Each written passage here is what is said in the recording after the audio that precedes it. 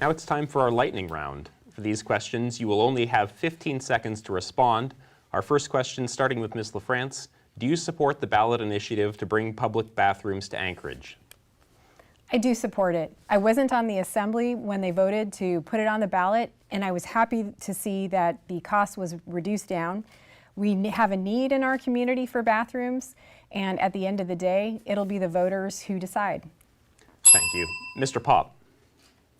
We do need public restroom systems in our community, but I feel that this ballot proposition was not given enough time to be understood by the public, not enough time for debate, not enough time for research for different options. I'm going to be voting no.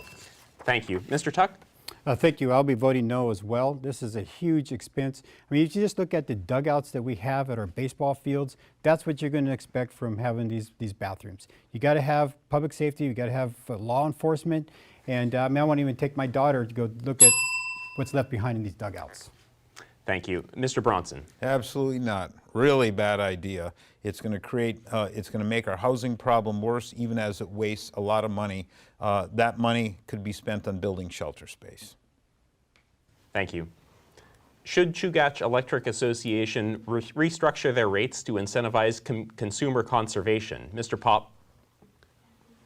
Well, rate cases are pretty complicated. I think anything that we can do to incent better consumer conservation efforts is definitely something that we can do, but I think we do that through infrastructure grants or infrastructure rebates as opposed to rates.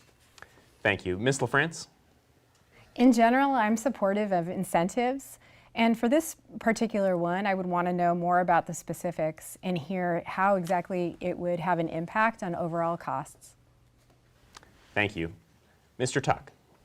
This isn't a question just for about Chugach, this is also about Instar as well. As I said earlier, a kilowatt saved or a BTU saved is always cheaper than trying to produce another one. So yes, we should incentivize weatherization and making sure that we have incentives and grants there available for Anchorage residents to save. Thank you. Mr. Bronson?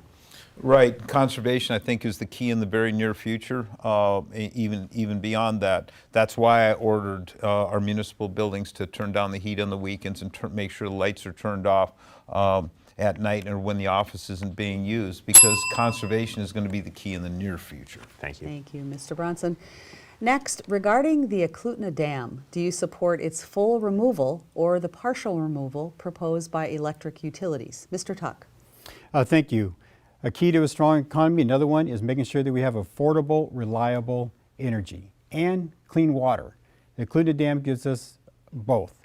If we're going to get rid of that dam, we've got to have alternative sources for both. And I don't. Thank you. Thank you.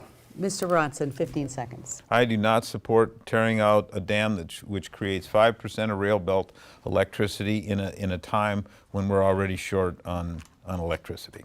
All right. Mr. Pop, full removal or partial removal? I think there's a middle ground, and I think it's an extension of the time frame to look at more options to see if there are ways to preserve both.